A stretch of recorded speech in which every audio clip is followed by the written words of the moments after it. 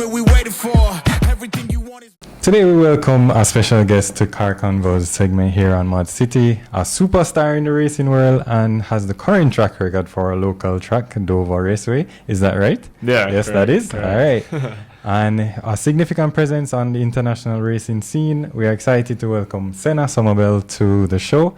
Senna, thank you so much for joining the show. I really appreciate the chance to talk to you. Likewise, thank you for having me. All right. How have you been? How is it going? Good.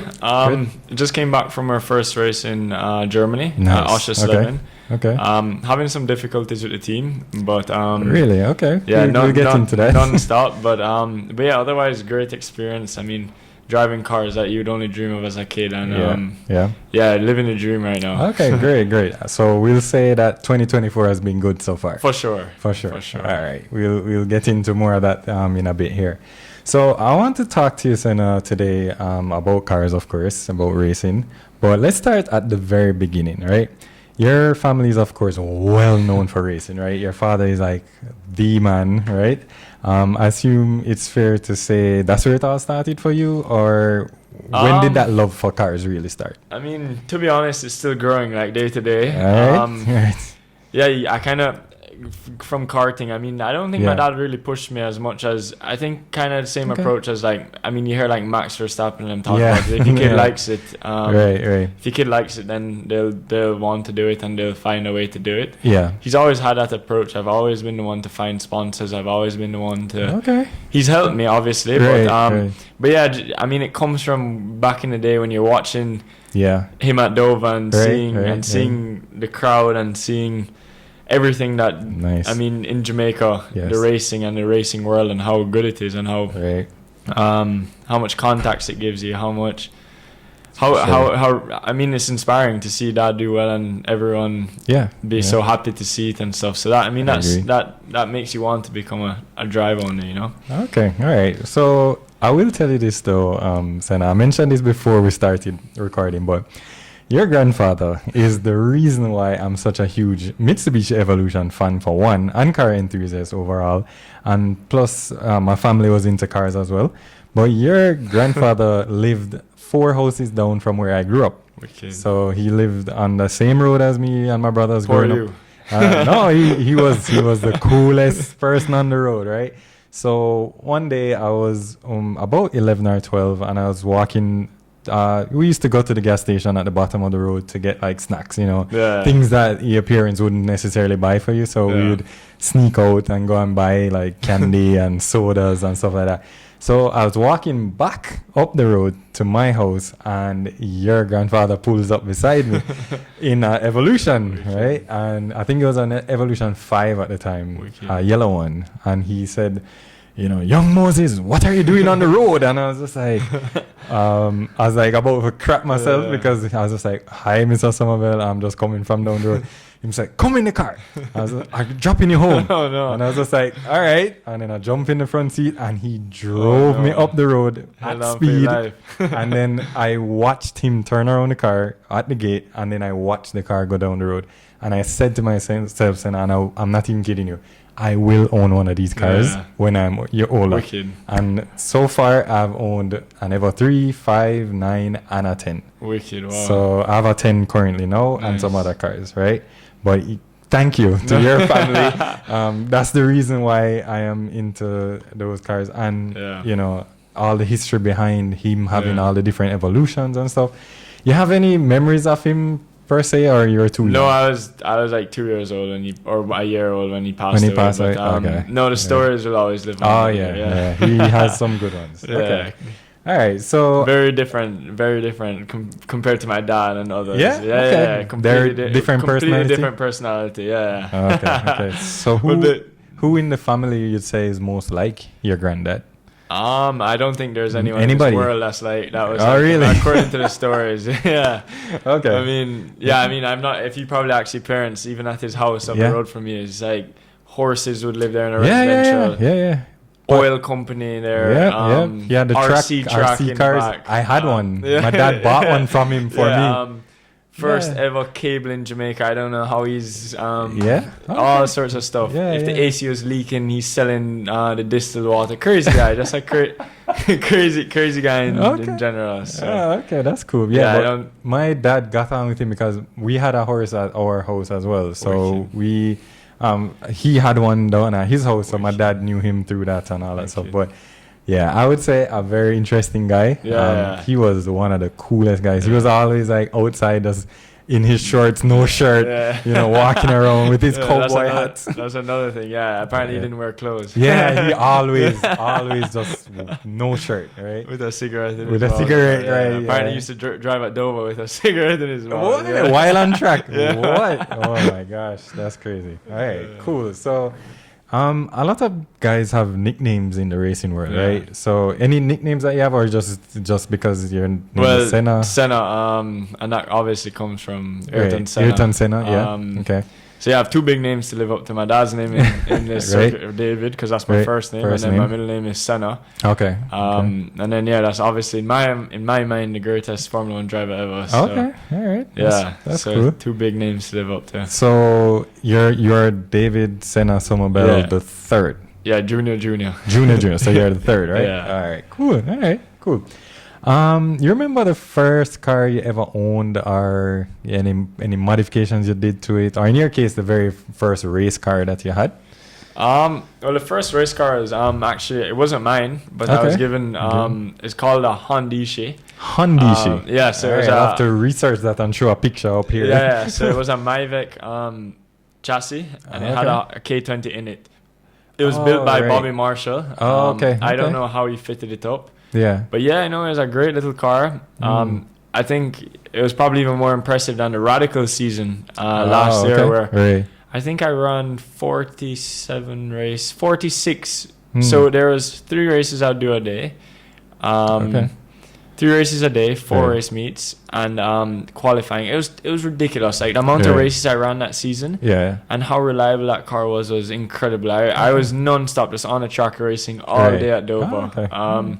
That car was pretty much stock. I mean, it just showed. I mean, a lot of these guys that, I'll probably cause a lot of controversy right now. No, that's fine. YouTube loves that.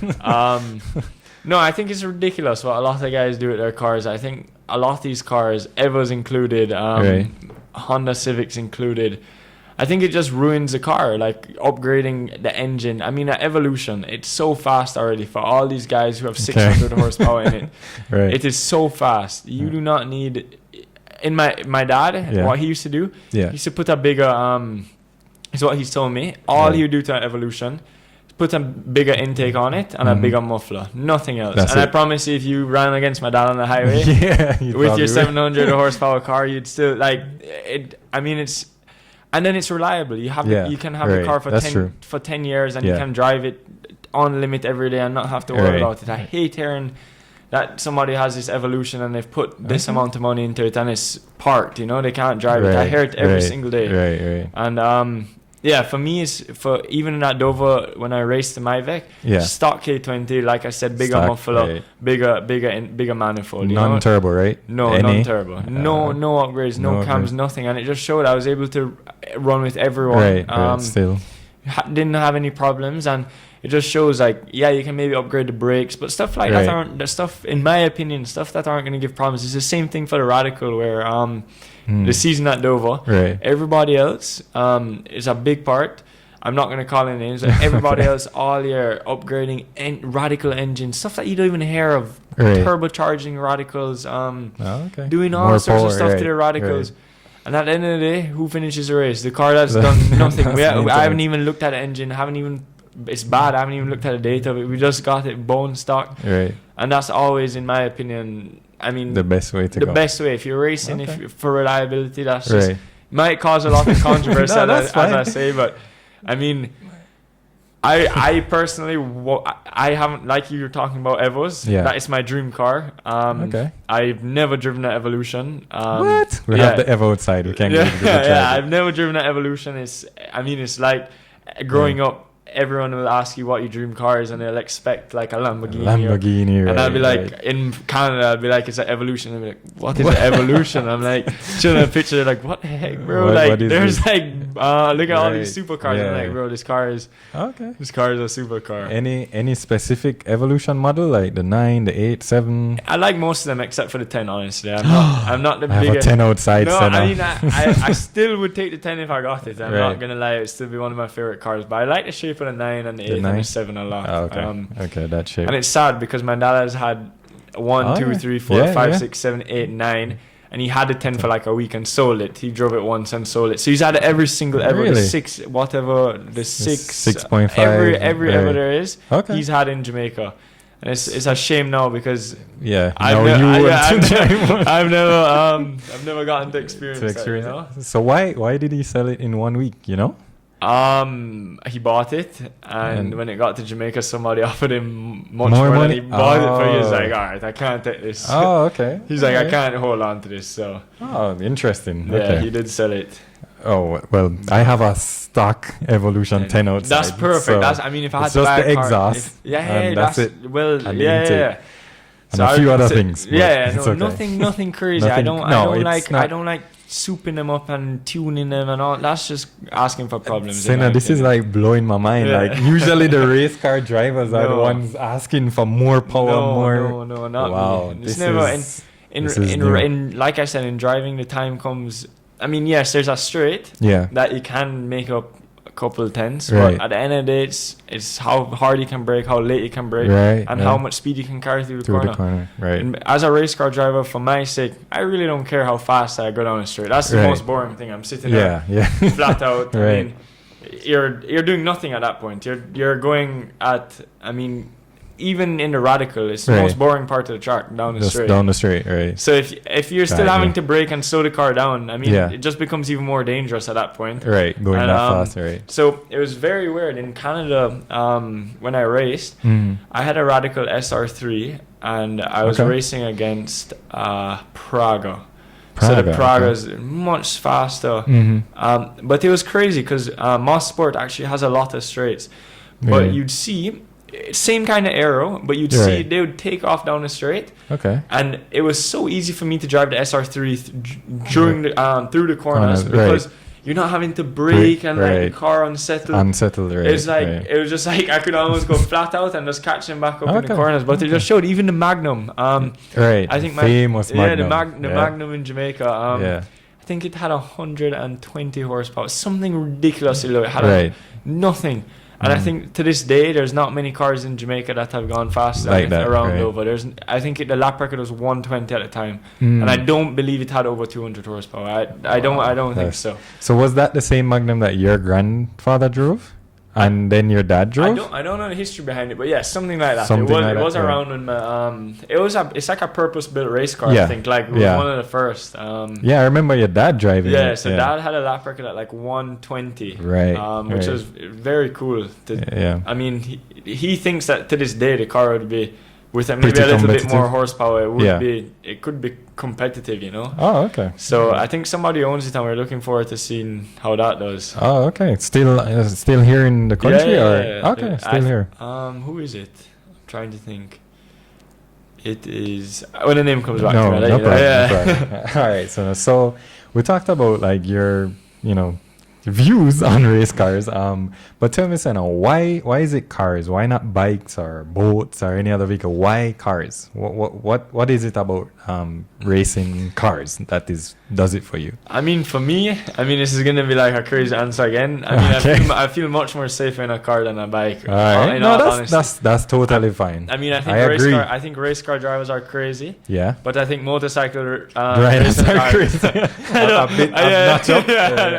don't think they're on the same level. I think you have to have a different mindset to ride a motorcycle. I agree. No roll cage, just straight. Yeah. If you drop, you are the first point of contact. I think they're crazy. I think they're crazy. All right. And I have been even driving. Yeah. If you look back at all my results and stuff, it does always take me the longest time to get up to speed. Okay. When I'm up to speed is then when it's like.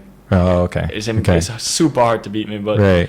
For me, it's safety always comes first, and I always build up. You'll never see me go out there and make a stupid. Right. Like there's been incidents at Dover, where you can go flat out through Pinky's Bluff. And the best drivers do that.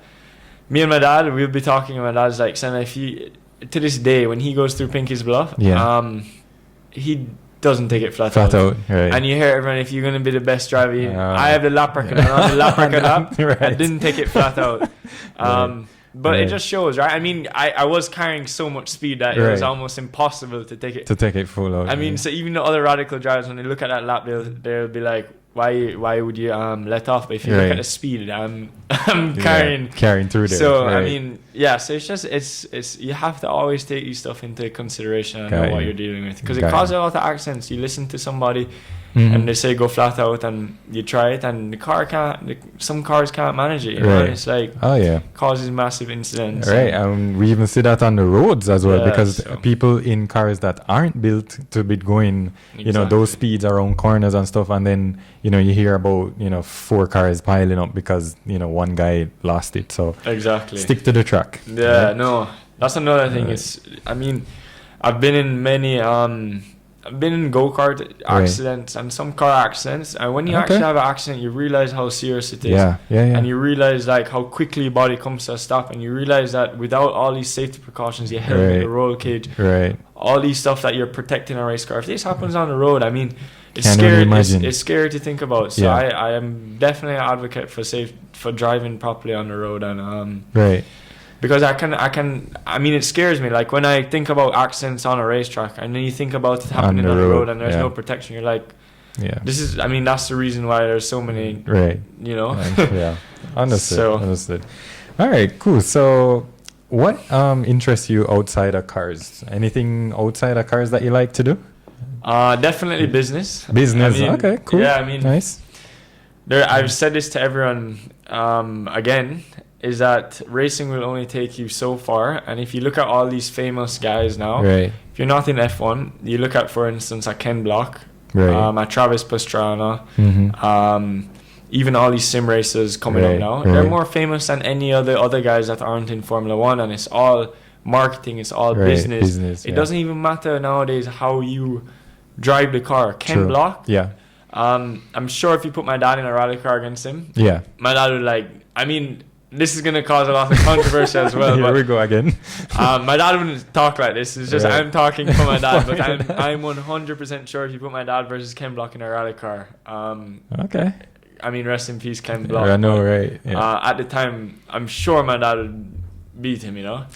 So, big statement there. I mean, if you look at the stats, my dad has won the Rally America Championship, and Ken Block has done it like 10 years and hasn't won. So, right. But yeah, that's what I'm saying. But at the end of the day, Ken Block is, I mean, Ken Block is such a highly celebrity, and it's all the marketing. It's all the content you put out, and I mean, that's what I'm saying. It's you have to be business minded nowadays to make it in racing. Absolutely. If you're not a billionaire like Lance Stroll, you have to. You mean Lawrence Stroll, and then his son just goes on races, right? Yeah. So if you're not a billionaire, if you're not in top 1% of drivers like Max Verstappen, who also had his father in Formula 1. So I mean, all these drivers in Formula 1 that you're looking at now, I mean, it's almost impossible. I mean, the chances of somebody making it.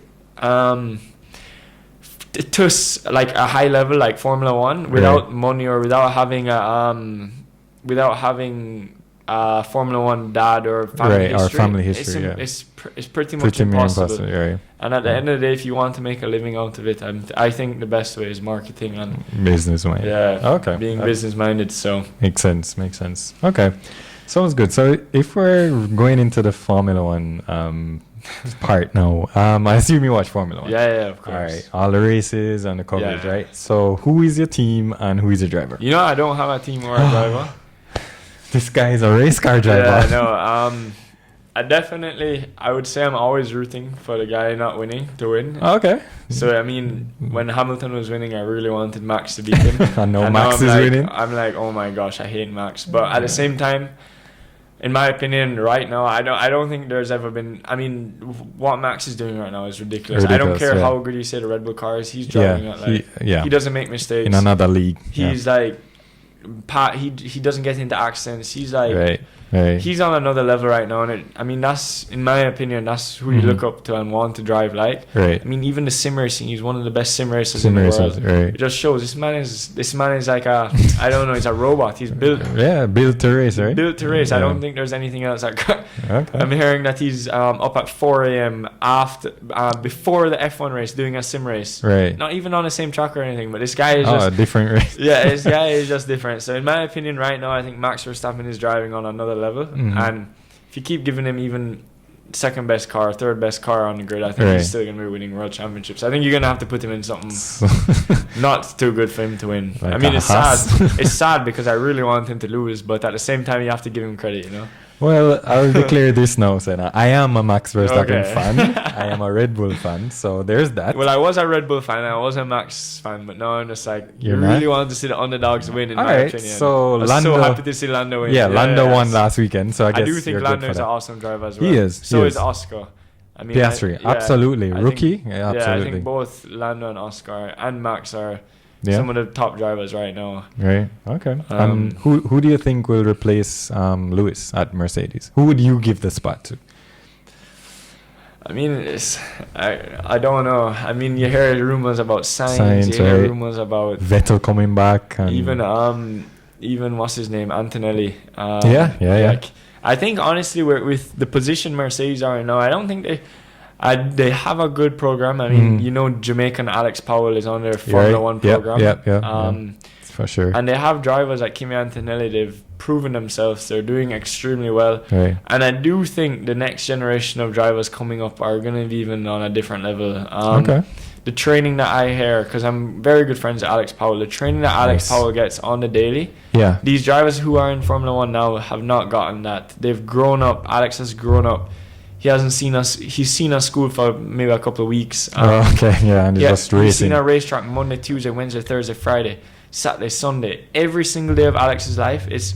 I mean, I give Alex all the credit in the world. It takes another dedication. I mean, he doesn't. Alex will tell you he doesn't have much of a social life. I mean, it's all racing. His friends are at the racetrack. And I think this next generation of drivers, you will be surprised, will be a step up. Like, you see all the younger drivers coming out now and how well they're doing. Even Vettel, you see Ricciardo, you see these guys getting kind of booted out with these younger drivers. I mean, in my opinion, even Hamilton right now, I think when he goes to Ferrari, I think he's gonna have a hard time with Leclerc. I think Leclerc is gonna make him look terrible. Okay. You think he's done, or you think Hamilton's time is done, or what? I just think the younger generation, they've grown up. I mean, and they do say the most that you learn is in your. It's like you can't teach our old dog new tricks. New tricks, right? So even George Russell, you see George killing Hamilton out qualifying him, and they blame the car all the time. Blaming the car, saying it's a different setup. And I think you do see in F1 a lot. Like the cars can be suited towards different driving styles. Like Vettel in the Red Bull 2014, I think he was driving amazing, and then he put him in another car, and it's totally different. Even the GT4 car right now with me, it's a whole different driving style, and I wouldn't say I'm driving at the best, like what I want to be, like how I've driven in the past in radicals and stuff. And I mean, it could be Hamilton. He's won the most world championships ever. He's probably the GOAT in F1, and it could be the car, but. Yeah, I do think how the cars are developing, and these younger drivers are built for these cars that are getting the Formula 4 starts. They're learning all of these new stuff. The cars are built to build them to Formula 1, you know, to build them to the next generation of cars. So I do think with these new cars and these younger drivers, there will be a washout of all these old drivers soon. Alonso, I don't know what's. I don't know what. Alonso is eating something different, drinking something different. I think he's just he has some vitamin or something that makes him younger every day, because that's the one old driver that I haven't seen that. I mean, you don't see that right now. You don't see an old driver like Alonso just every weekend on it, competing with all of them, the young ones. That's true, and he's 41 next year, and extended his contract with Aston Martin. I don't know what he's doing, but I mean, I'm worried for Hamilton and moving to Ferrari 100%. word for Perez, older guy.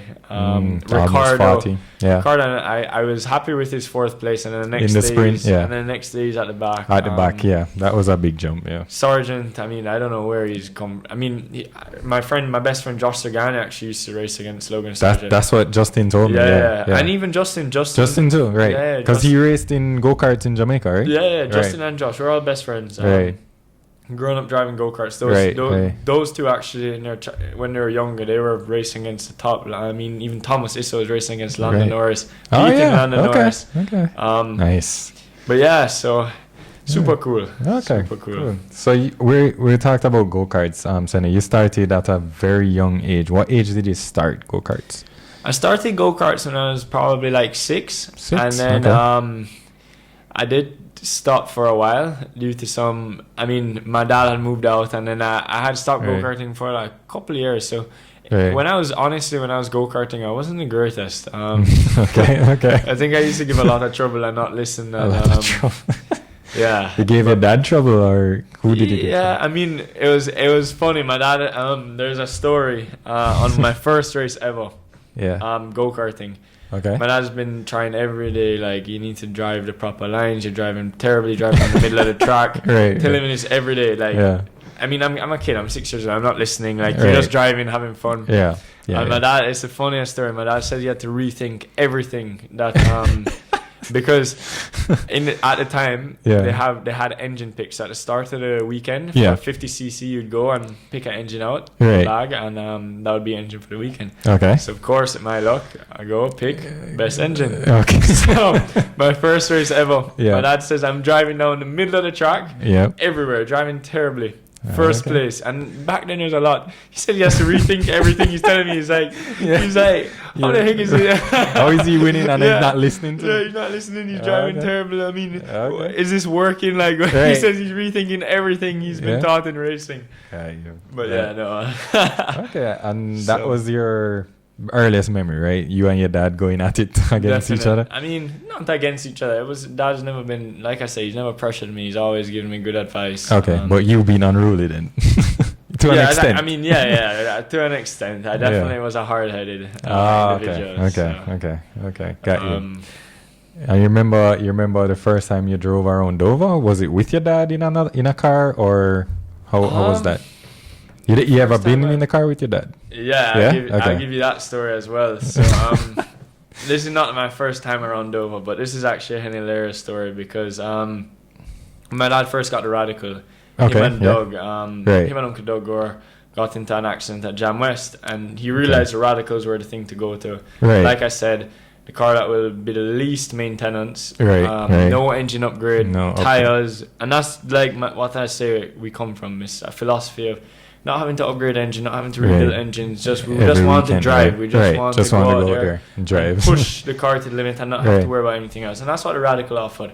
So when I got this Radical, the first day we were at the track, we still had the same setup that was on the Evo on the Radical, like all the camber settings and stuff, dampers, everything. And my dad was there scratching his head at the end of the day, saying he's wasted his money. This car will never be as fast as the Evolution. He's saying it's dangerous to drive at the end of the straight. The car is like going across the track, all sorts of complaining. So he says, whatever, Senna, come. First time in the car, let me just take you for a drive. Like, who knows? I might not even have this car for much longer. I jump in the car. He goes out. He does one lap, and the next lap we come onto the straight. Flat out, and I'm there like holding on, and I've realized me sitting in this side of the car with my weight has solved all the problems he's been having all day. Balanced it. So I'm sitting there, and I promise you, I mean, if you were in that situation before you drove a Radical, you'd not want to drive a Radical. It felt like, I mean, not having anything to hold on to. You're going at speeds that you can't even like process. Like it's like because you're not holding on to anything. I was sitting there for 5 laps. I think I was about to pass out at one point. Like I was like, and he was not stopping because the car finally felt good. So you kept going. So we finally stopped. I get out of the car. I'm like about to puke. Like I'm like, And he's like, you are the fourth person ever to go under 120 at Dover. Wow. Wow, okay. He tells me you're the fourth. He's like, there's not many people that have gone under 120 at Dover, and you just have. And I'm like, well, thank you very much. Like, vomiting on the side. But how old were you when that happened? Must be like 16 or 17. 16, okay. Yeah, but it was terrible. Trust me, you would not want to be in a situation like that. The car is just, it's 500 horsepower, 1,600 pounds. Like, you're like, wow. You're just flying along. Your head is, you can't even control your head in every corner. It's going side to side. It's crazy. That car is a different breed. Right. So that car, was that the one that you eventually raced? Yes, that same car. So you have the lap record in that car? Yeah, same car. Wow. So your dad drove the car and you drove the car and you have the lap record. Yeah, my dad did upgrade the engine though before he gave me the car. Yeah, so man, I was looking for some similarity. Yeah, no. Yeah, my dad at the time just didn't have the right support. Like he had the same guys running the Evo that was running the Radical. Right. And they didn't know what they were doing, and it took me to actually go to Barbados and meet some people and come back, and it was my first test ever, and I jumped in the car and I was like, Dad, how did you drive this? Like, this is so unsafe. Like, the car is like, so it took me to come back to Jamaica, and I actually got a handbook from these guys in Barbados. Okay. Like how to set up the car. And we just did one. It was like, I think it was a camber change, and it fixed half the problems right there. And I was like, it just shows like one turn on the Radical can like make it into a different car.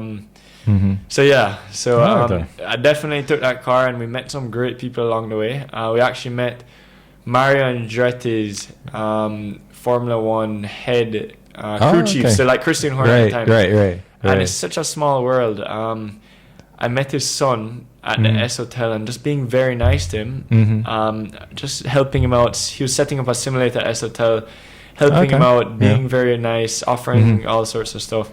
He says to me, so I know you're racing or whatever, and at the time we were racing against Kyle Gerg, and Kyle was upgrading his engine like a lot. Like, he was getting a bigger engine. And I was telling him, I don't know if I'm going to win. Like, I had won the first race meet, but all the guys are coming back with bigger and stronger, right? And he says, I have something to tell you. He's like, my dad won the world championship in F1, and I'm going to give you his contact. So I was like, are you serious? That's cool. So I call this guy. He's like 75 years old, 80 years old. So, Mr. Dawson, I got you a number from Simon, your son, and I think he's told you about me, but we really want to win that Dover. And like, you've never seen it. Like, I promise you, Dover is super cool. Like, he's like, it's my only weekend off, and my wife wanted to see me. I was like, look, I'm sponsored by the S Hotel. And bring your wife. You can stay in the hotel. In there, She's like, are you serious? Like, I've never gotten this offer to go racing, and my wife stay at the hotel. Like, she's never even come to like. She's normally at a track hotel. What are you talking about? I was like, come, please, just come. And this guy came, and it was a different level. It was the craziest thing. He didn't. Nowadays, all the new data analysis and everything, they're using car data, they're using driver feedback. This guy stood there, old fashioned, alignment done with string alignment, just into everything, like looking at everything, tire pressures, taking the temperature, different level. And I'd come in, and usually the first thing any like engineer or anything would say is like, how is the car? Like, what you feeling, oversteer, understeer, what you feeling? He was just like, how's the car? If I said good, that's all he needed to hear. And he would watch the car from the outside, and I promise you, every single change that this guy made, without asking me any feedback, without looking at the data, just looking with his eyes, how the car was handling on the track. Nothing from me. He would change something, say go back out, see 210s drop off. I'm like, what the heck is going on? The tires are getting older, and the car is going faster. Come back in, another change, 210s. I'm like, all right, I think we have this. I think we have this race in the bag. He's like, you don't even need me for the race. So he leaves, whatever. We go to the next race. We win. And nice. With all these guys with bigger engines, everything.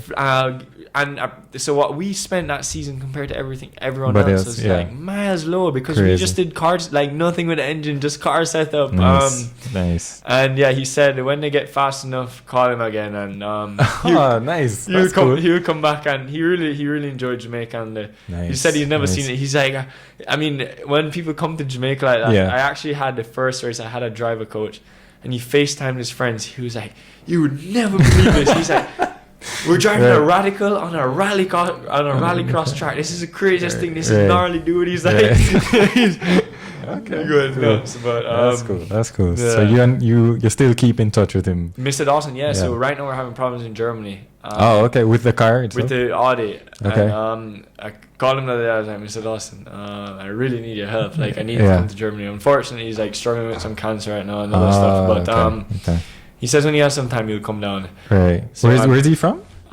He's from England, actually. England. Yeah, okay. Yeah. Okay. He's actually building hydrogen cars right now.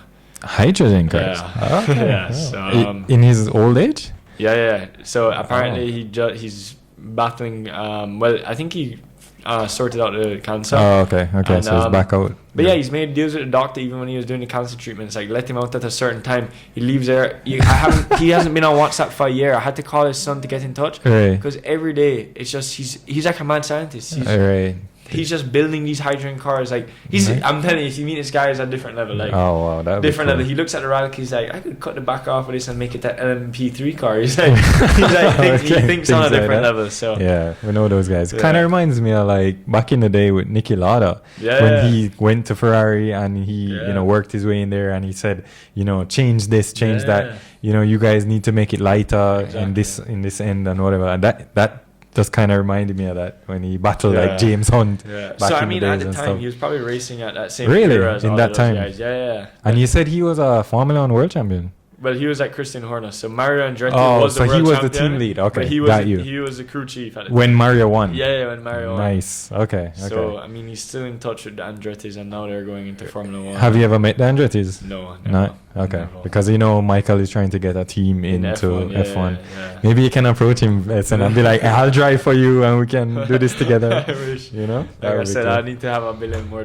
Yeah, but you never know what's possible, right? If you don't ask. I mean, if you didn't run into that guy, then you wouldn't be talking about winning Dover. The connections you make in life are like what really. You can have all the education in the world, but it's who you know is more important. Yeah, and I think it's about your timing in life and taking the opportunity, because like how I even reached out to you is through a connection that we have a mutual friend. Apparently you used to train me in tennis, and I used to train you. I used to train Senna in tennis. Yeah, way back in the day when he was like this tall and about 5 years old, giving trouble still. But yeah. So at the same time, it's probably just giving trouble in go-karts. Yeah. Okay. So, I mean, you probably experienced it first time. But it's fine though. I was always a troublemaker myself growing up. So, all right. So, Senna, your first race though at Dover, it wasn't in the Radical, right? Yeah, it was in the Honda. In the Honda. Yeah.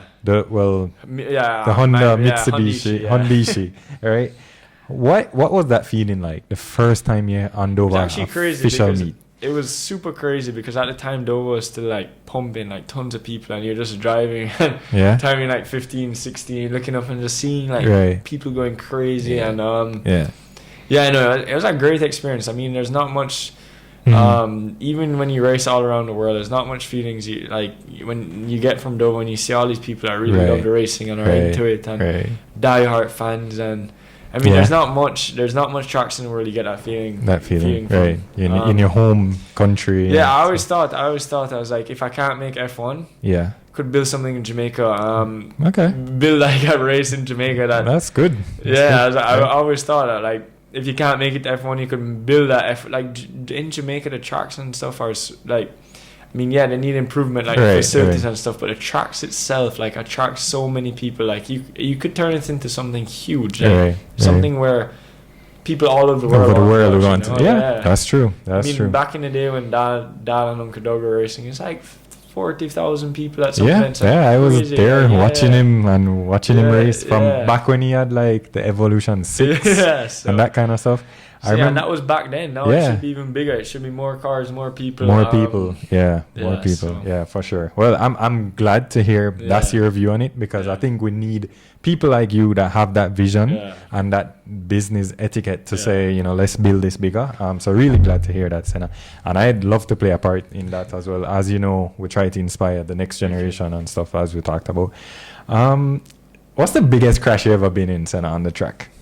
You remember that? Or could you remember? I hope you can. Obviously, you're okay, I hope. Yeah, no.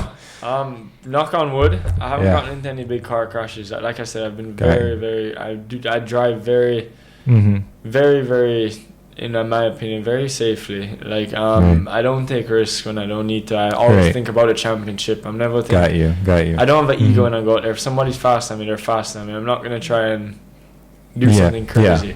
So in car crashes, I haven't gotten into any big ones, but go-karting, I have gotten into a huge one where was that at Palisades? Yeah, Palisades. It's actually another hilarious story. Well, it was a crash, so I don't know. I used at the time to have an Ayrton Senna hat that I'd bring to all the races, and I used to leave it in my dad's pickup truck when I was racing.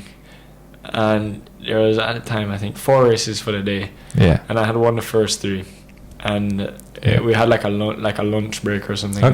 Everybody was in the car, and my same guy, my teammate now, Tommy Gore, was in the car with me, and he sees a hat and he's like, "Bro, why don't you like touch that? Why is it always sitting there?" I was like, "It's my lucky cap. Like, don't touch it." And no, this is the craziest story ever. Really? Like, and it's hilarious. So, I'm like, "Don't touch it." He grabs it like, and he puts down. I'm like, "Bro, if I don't win the next race, it's your fault." So I'm like, if I don't win the next, he's in my race. But I'm like, bro, if I don't win the next race, it's your fault. Like, I'm winning by far, you know. He's like, yeah, whatever. Rip the hat back from him, put it down. Go out into the race. My dad makes a change on the go-kart. First straight away, the cart is bogging, pop. Everybody's passing me, and I'm like thinking to my head, like, oh my gosh, like, it's because Tommy touched your cap. My cap, and this kid flies by me. Touches the grass. His cart spins out. And it's on the straight, so we're coming full speed, and his cart is like spinning on the straight. So I mean, at that point, you either go left or right, and you kind of have to judge which way it's spinning. But when you're going so fast, you can't tell. It's hard. You don't know if it's gonna go that way or that way. So of course it goes that way, comes back around, and I hit it head on, and this is at like the end of the straight, so you're going 70 miles an hour or 66 miles an hour in a go-kart. And I hit it, and my go-kart just sticks under it, and I get catapulted out the go-kart. The go-kart actually follows me. So, I mean, at the time, it was a terrible accident. Thank God the go-kart didn't land on me, but everyone in the crowd thought it had landed on me, because looking from at the angle, the go-kart flying behind me. But if I didn't have my pants on, I'll show you. My knees were like shaved off with cuts. My helmet, I can send you a picture of that. It was shaved in it was shaved on the top down. I think I might have some bruising scars and stuff. But it was crazy, because what happened was I got launched out, and then when I hit the track, I just started skating on the asphalt, skating all the way into the tire barriers, and I hit the tire, like my head was bobbling on the ground. What? Yeah, crazy. Went into the tire barriers. So this is where the story gets funny now. So I'm in the tire barriers, and I'm like, I tried getting up.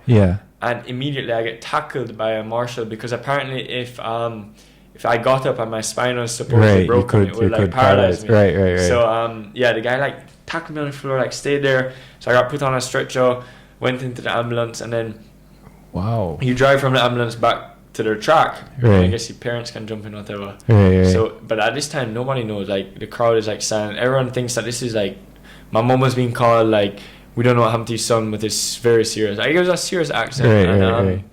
So I'm in the ambulance now, and I'm on a stretcher. And the door opens, my dad jumps in, my mum isn't there actually, my dad jumps in, and all I see is Tommy outside the door, bawling his eyes out, "Bro, I'm so sorry, bro, I'm so sorry," like he's bawling his eyes out. He's like, "I shouldn't have touched the hat," like crying his eyes out. That's funny. It was actually the most like crazy thing that's ever happened. Like, I mean, back then I was very superstitious. I'm not anymore. Okay. I mean, I'm still superstitious somewhat, but to an extent, yeah, but not. Well, you knocked on wood, so yeah. So how old were you? Probably like 16, 15, 16. Yeah, so Tommy was like 14, but yeah, it was hilarious. Like, the door opens and Tommy was just there, like, crying his eyes out. Like, cause I mean, it seems serious to everyone. Yeah. Naturally, if you see that, then naturally, you would be panicking. Wow, that's a crazy story, Senna. But send me that picture though of that helmet. I'd love to see that. Like, so you're like skating literally face like down. I think I was just kind of like in like my knees on the ground, my head down on the ground, just skating. Oh wow. Yeah. Well, glad that you're okay. Yeah. I'm glad that you're okay. Was the other guy okay? Who you hit? Yeah, nothing happened to him. Oh, he was good. Yeah, Okay, he was good. I think it just I think the car went both of us just went over him almost. Oh, okay. And then that actually wasn't even the worst. I've actually Peter Ray. You know Peter? Yeah, I know Peter Ray. So Bassi. Yeah. So Uncle Peter used to be my coach, and there's a part at a go-kart track where you hit a curb. Yeah. And the next corner is a tight Yeah, hairpin. yeah. I know so the it's a chicane and then a tight hairpin. Yes. So I hit the chicane, Right. and he was my coach at the time. And for some reason, he was telling me because I've always at the go-kart track, like it's just been a thing of mine. Yeah. I don't go wide. Like I don't go wide and then turn in. Okay. Because the next corner after that Right. is right away, so it doesn't make sense to go go wide all the and way come out. in, right, Because then, right. you go wide in a corner to carry speed. Yeah. But then if your speed is just cut to the next corner, you're just using more track and wasting more time, right? Got you. Yeah. So he wanted me just to try it, but he ran out into the track after the chicane to tell me, like, he was pointing this way, so like you hit the curb in the chicane and then you would like turn your car there. So I wasn't expecting that. I normally hit the chicane and leave it straight, like just go into the corner and turn as hard as I can. Yeah. See, jumps how it goes like this. I don't have any time to react. I'm like almost in the air because he hit the curb. Right. Don't remember anything after that. What? Wake up in the hospital. Apparently he jumped and he hit my head. And my dad said he's never seen somebody flip so many times in his life. When his feet hit my head, my dad said he must have flipped in the air. He flipped and dropped. Oh, flipped okay. 15 times. And I was just immediately unconscious. My foot's still on the throttle. I just went... So even with the helmet on? Yeah, even with the helmet on. Just immediately unconscious. Full speed into the tire barrier. Woke up in the hospital. Didn't know anything for like a couple of days. I kind of woke up right before the hospital. I didn't know... Yeah. My two parents live separate houses. I didn't know where I was staying for the night. I didn't know where I was like the last couple of days. It was a crazy experience actually. Yeah. Wow. So I think if my mom ever asks us about my school grades, maybe I can you knock on that one and be like, Mom, remember the head injury. Right? Yeah.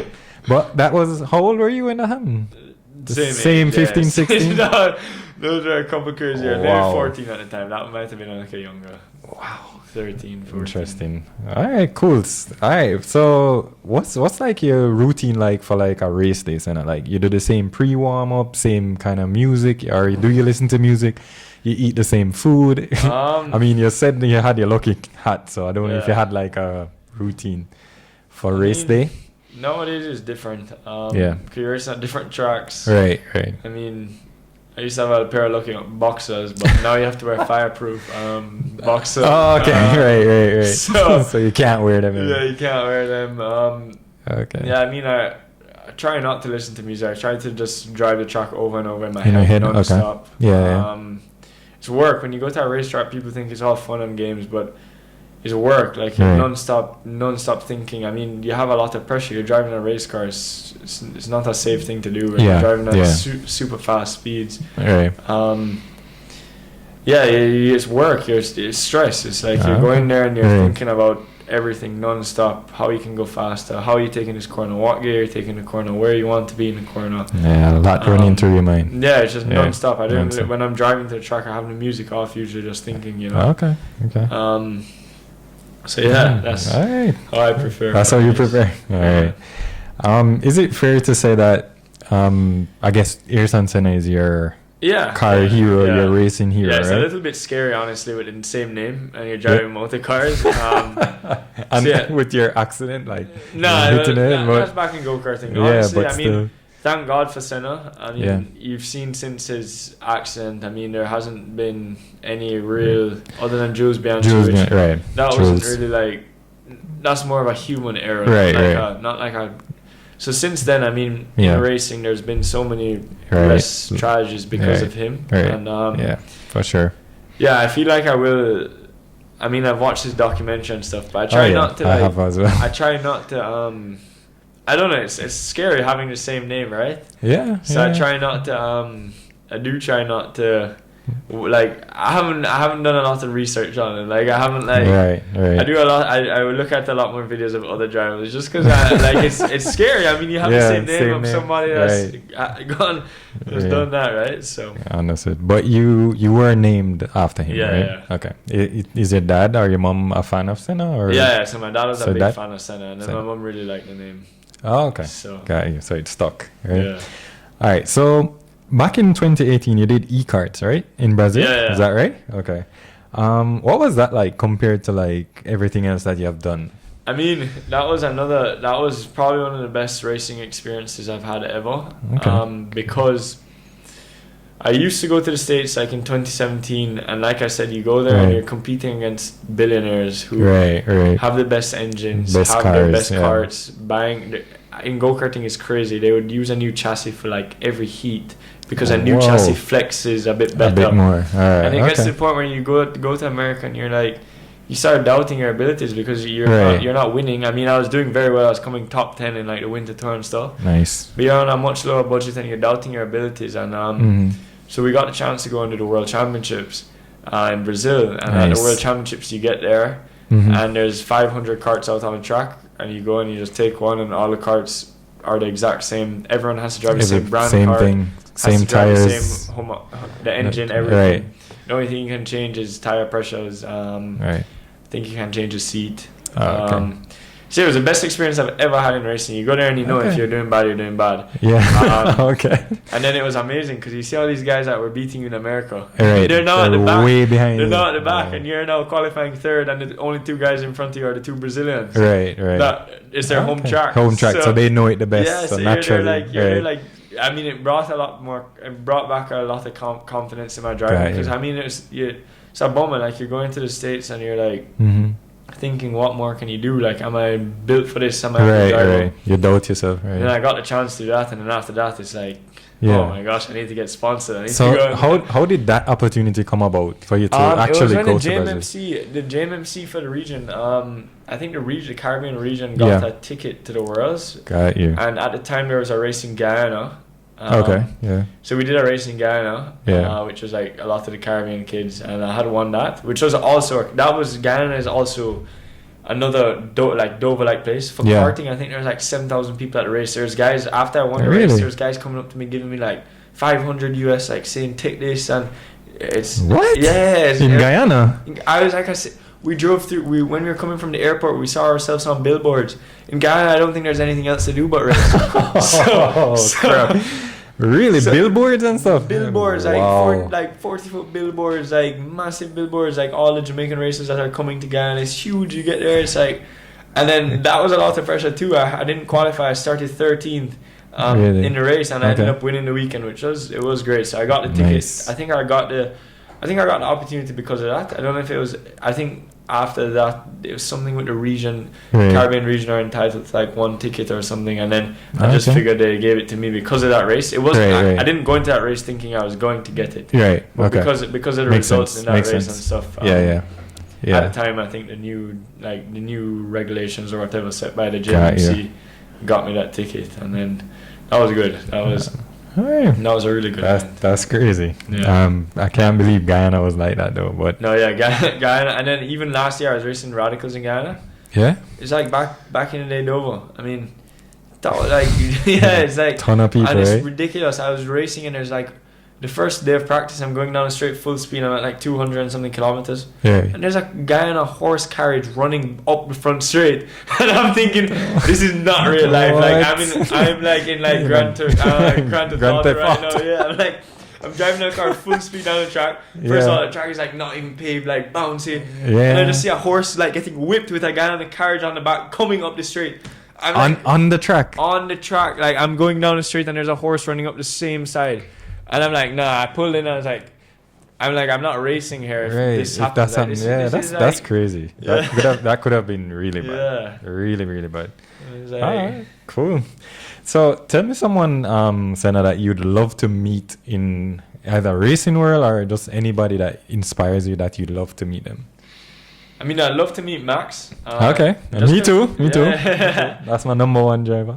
Just because I'd love to learn. Like, I'd love to hear his approach on driving and like how he actually. I do think, like I said, he's the best driver right now, and I'd love to see like his approach and how different it is, and just kind of pick his brain, kind of. Yeah, and like see if I could learn anything from him. You know. Yeah. I mean, there's tons of drivers you learn stuff from. But I mean, he's right now. Yeah, the top. And maybe he will say, "Here, go drive my Formula One car." I don't know. Have you ever driven open wheel, like where you sit low in the car, like Formula One? I mean, the Radical is like... it's like that. It's okay. open wheel. I mean, it's considered open wheel, but it's not. I mean, it's downforce just like a Formula car. But no, I actually haven't driven a Formula car. Like Formula 4 or no, anything I haven't like driven that. Formula 4. I'm trying to think, have I? No. No? Okay. All right. No. So... My dad has a Caterham. A Caterham? Yeah. Where? Here? Yeah, in Jamaica, yeah. Ah, so cool. I've driven that, but it's not tuned or anything, so it's not fast. Got you. And it's road legal license and everything? Yeah. Oh, that's cool. I've never seen that on the road. Like, it's crazy. It's crazy. You'd think that like the guy with the McLaren and Nick. the Porsches and everyone else gets attention. You drive that car on the road? Yeah. It's different. I think that's why my dad doesn't like it. Oh, okay. So, like the attention, right? Yeah, it's terrible. All right. So currently now, Senna, you drive GT4 Championship, right? Yeah. The ADAC, in Germany, right? What's that kind of environment like compared to what you experience here in Jamaica and racing in Canada? I mean, when you think of DTM, DTM is like, I would say it's second to best other than F1. Right. Like I love DTM. I mean, it's huge. And when I got to the first event, I was mind blown. I was like, wow, we are here. Yeah. We are here. There's thousands of people coming in. I mean, the facilities are like top class. Like, you're sitting in VIP lounges with like waiters and like this thing is like a different breed. It's like Formula One, but just on a little lower scale. Right? Yeah. So it's mind blowing. I mean, to be there. Right, and your teammate is Tommy, of course. Yeah. So talk to me about what it's like having a fellow Jamaican alongside you compared to having a complete stranger as a teammate. And you guys are basically best friends. I know he touched your hat, Senna, but... No. So we've grown up racing. We know each other. Right. We know how each other Very long drive. time, right? Yeah. And then it's great. In this championship, it splits the cost. Both of us are doing the same championship, same car. Right. And then during the race, there's a pit stop, driver swap. Out, right. Kind of like Rolex 24 kind of thing. Yeah, exactly. So, same kind of thing. And it's great because we actually drive... I mean, he thinks we drive similar. I don't. We drive... I think we drive very different. And the data we get from it is good because he'll be going fast in some places. I'll be going fast. We can compare. Got you. Like I said, he's a lot more fearless than me. So he actually, I mean, not a surprise. We knew this was going to happen. But like when we go to tracks, when we go on a track initially, he's usually, I mean, he has been a little faster right off the bat. Right. He's fearless. This kid is like, I mean, it's good. It's good. But Tommy is a fearless dude. Like he's it comes from his rallying and that kind of background because he's comfortable with cars moving on him and stuff. Not so much. Okay. But it's brilliant having a teammate like Tommy. I mean, got you. Sets the standard high, and we're trying our best. Right. We both have the same goal. We both want to represent Jamaica. And absolutely, and you guys are doing a great job. Represent all our sponsors.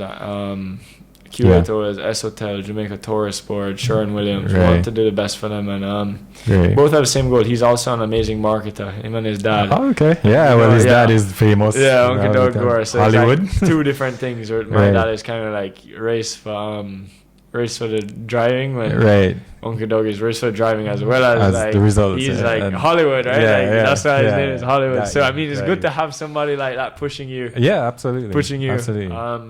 Marketing wise like that. So okay. And you mentioned also now that your driving style is different than Tommy. How would you describe your driving style?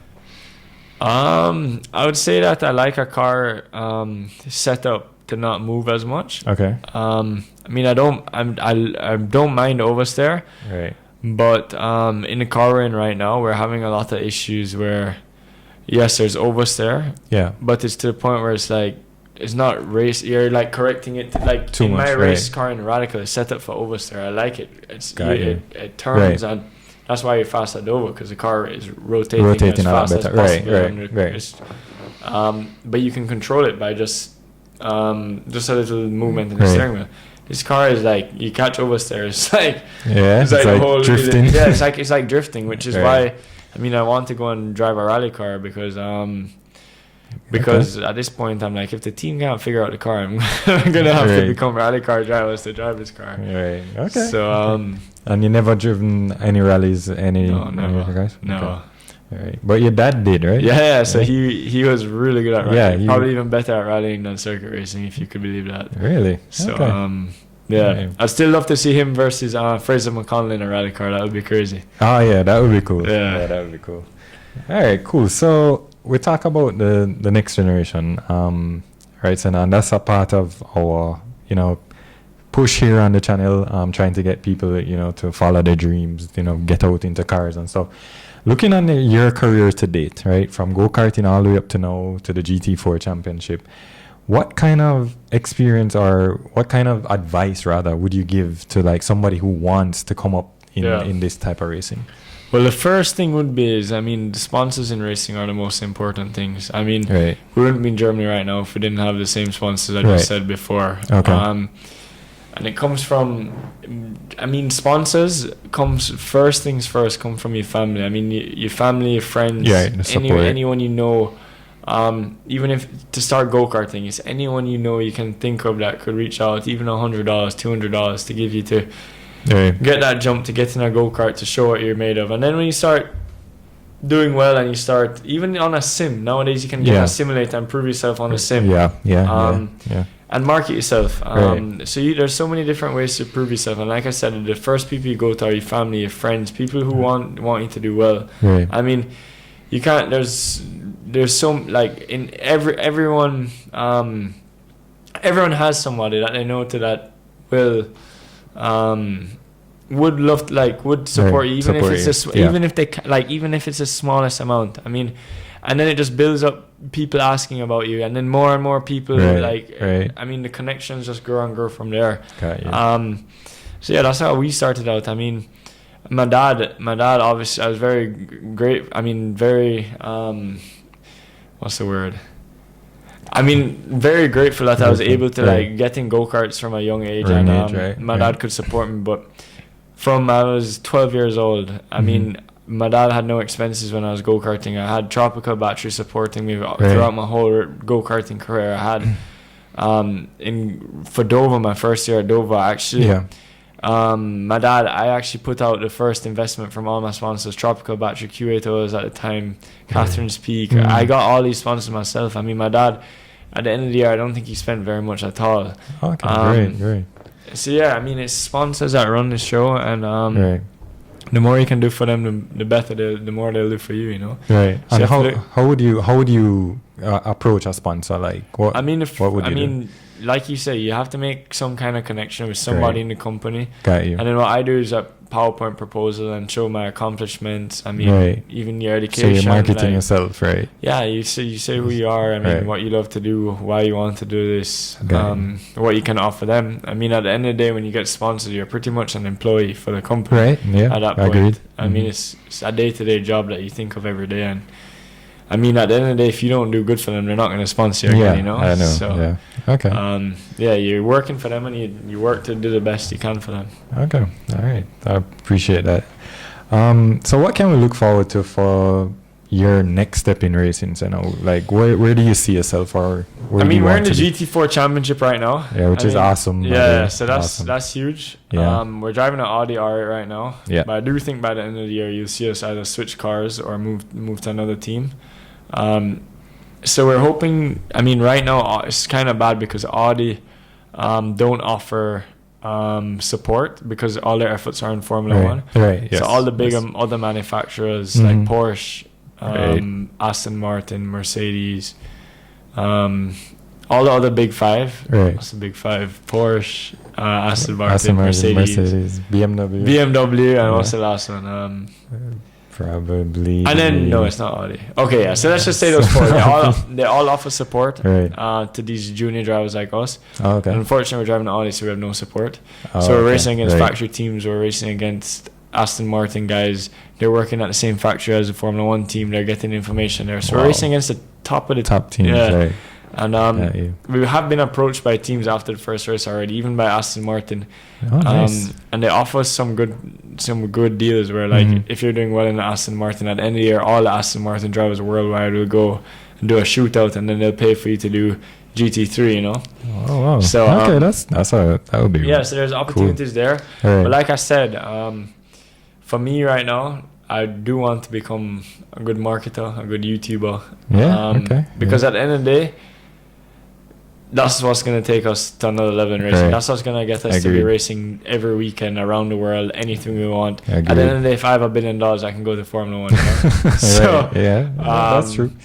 So yeah, make sure you guys subscribe to our YouTube channel. Yes, please. Yeah. ModzCity, check out Senna on and Instagram. Gore X Summerbell on YouTube. And, yeah. All right. What's the YouTube channel? Gore X Summerbell. So it's Tommy and I's YouTube channel, and we've been posting every time we go to Germany or wherever we're racing. Okay. Definitely shout out. Yeah, our first video got, I don't know how, we had like 100 subscribers. I mean, our first video has over 30,000 views. So it just shows that's really good. It shows the interest. I don't know. Our second video didn't do so well. I think it has like 3,000 views or something. Oh, that's still good. Trust me. Trust me. And YouTube takes consistency. I'll tell you that. I'll give you that advice. You have to be consistent. The content has to be appealing, and people want to watch you. So definitely, but go check them out. But I have this question to ask you, Senna, but please forgive me. Yeah, no worries. Who is the best racer out of your dad, your sister, and you? I mean, I had to ask. I mean, we're all good drivers. I mean, yes, we're all good in different ways. I mean, my sister did well. Yeah, sister did very well. My sister did well. I mean, I do think racing has a physicality side to it where you don't see any women F1 drivers. I do think it's like a sport, right? So I do think it's like a running almost, where at the end of the day, I mean, I don't want to get cancelled or anything for what I'm saying, but at the end of the day, you're not going to be cancelled. There is a physicality aspect to it, and I think that's what gives a woman a little bit of a disadvantage, because there is, like I say, when I drive a race car, I'm like super tired after, super sweating, right? Super sweaty. I sometimes feel to pass out at the end of it. Really? And and at the end of the day, men are like genetically stronger. Like, you know what I mean? Like, that's why at Senna Summerbell. No. When men have you know, the physicality what I mean? part of it. So I do think so I would have to take my sister out of the question. Sorry. Okay. But no, my sister is very, very good. No, she is very good. And then I do think my dad would still have an edge over me. Like, I think at his peak, I think he was like, I still think my dad could have been in Formula 1 with like his natural ability. Like, I don't think there's very many people like anything my dad has done. I don't think he's lost like any, like, there's never been a race that my dad has done and not, like, there's nothing he's done and not won. I mean, even when he's looking at me in the GT4, yes, I can drive, but at the end of the day, it's more than just driving. My dad understands the car, he understands the setup, he understands how to do the team, and that's what makes you a driver. It's not just your driving ability. Yes, at the end of the day, right now, if you put my dad and I in a car, I think I'd set a faster lap now. Right. But yeah, at the end of the day, I aspire to be like him one day, like I want to be able to go into any championship, any car. If the team is not good, get the team on the same level as you, be able to develop. Like, if my dad drives, if my dad drove at Ever right now in Jamaica, he could tell you like the damper settings, he could tell you everything to get the car to another level, you know. When I'm not at that level yet. So okay, but you're still learning though. But at the end of the day, he did have so much more time when he was like in his 20s. I think my mom said it was the biggest problem in their relationship, because really? It was like every weekend it was like either like dexterity, rally, go-kart race, Dover, something racing. My mom said there wasn't a weekend they weren't racing. So I mean, if you look at my trophy room, it's like hundreds. Like, we could donate trophies for years, and it's like, how could he race so much? Like, I get you. And I've been to your grandfather's house and saw all the trophies from back in the day. So I imagine. And then my dad did have a couple offers when he was younger. I mean, there was a team in England, I think they had a Formula 2 team, because in Jamaica racing used to be crazy. Like, teams from England ever used to come and race. Really? Want to race my dad. Got to the point where they made him a crazy offer, said they're going to pay for most of his expenses. He would have to pay for his living in England. And at the time, my dad says he regrets it, but at the time they were just starting their business. He was a big part of it. They didn't have much money, and at the time he just couldn't afford it. Like, he was helping his dad start a business. Got you. And I mean, that could have been his route into like Formula 1, but maybe. But yeah, at the time it was like, it was just not feasible. Like, he says he wishes like I had that same opportunity he had at the same. because it's changed, right? Like back then, there's actually raw talent and stuff that could make Formula One. I mean, you still have you need some money, and he reached out to all the guys in Jamaica at the time to get sponsorship. He couldn't, like, he tried everything. But yeah, he did. He has said to me a couple of times, like, he said, I'm sorry. Like, he's been like, I'm sorry, son. Like, I can't. No, I swear. This is like. No, but it's not his fault. No, but everything happens for a reason. No, I know, but he'd be like, I'm sorry, I can't. Got you. Oh, bring you to Formula. Yeah, bring me to Formula One. You know, because I mean, he says in his time, if he had the resources he had now, he could have made it. But now it's like, it's different. Even a different level. And he's said to me so many times, like, even with like Alex Powell and stuff, you see other Jamaicans. I mean, Jamaicans getting the opportunity, and he's like, especially when I do well in a race, he'll be like, be a little upset, because he knows that, like, if I was racing every weekend, if I was racing Monday to Friday, I probably could have been there, you know. But you never know. So we're doing good right now, and I think he's super happy regardless of the results and stuff, and he knows that we're driving to the maximum of the car. Absolutely. So we're working on the car, and hopefully by the end of the season we'll get some good results. Yeah, but you are doing well, Senna. So you are representing your country, your family, all your friends, everybody. So you continue to do what you do. All right. So before we wrap up, Senna, what's your number one dream car? If you can only pick one, I think I know what you'll say, but which one? Well, I do want to own an Evo. I do want to own an Evo, even though I'm seeing like a lot of these Evos nowadays, like the interior is kind of looking a bit old. For sure. I mean, it's such a bummer that they stopped making their cars. I do want the Evo. I mean, and it's crazy, you know. I've always said an R8 was also a dream car, man. And now I'm racing one. I mean, just the looks of it. Unfortunately, it doesn't drive like the dream car in the race in the races right now. But the looks of an R8 are really something spectacular. Yeah, I mean, it's nothing crazy. It's simple. I want the evolution, you know. Okay. Well, for me, it would be the GT3 RS, definitely. So as I told you before we started, I drove the GT3, and that was amazing. I've driven a GT3 before, and I was surprised how slow it was actually. What year you drove? You remember? Same blue one in Jamaica. Oh, okay, the 992. Yeah. I drove that one, and there was a Cayenne turbo that just blew me away on the straights. Really? Just drove. Oh man. I mean, it took long. It takes so long to get into the power range of it. Like it starts picking up at 5. Yeah. You know? Well, I was on a track with it, so the track I wasn't going below like 4,000 anyway. So I was just like on it. Exactly. So link to the video in here, up on the top right corner. Okay. But thank you so much, Senna. I appreciate your time to meet with us on this segment of Car Convos. Be sure to follow Senna and his racing journey. Check out his Instagram at Senna Summerbell. Also check out their YouTube. Gore X Summerbell Racing. Gore X Summerbell Racing. Check them out on YouTube. Go subscribe. And follow Senna and Tommy on their track so as they represent for the country and their families. All the links will be in the description below. Be sure to tune into the ModzCity channel and subscribe so you don't miss another episode. Until next time, drive safe.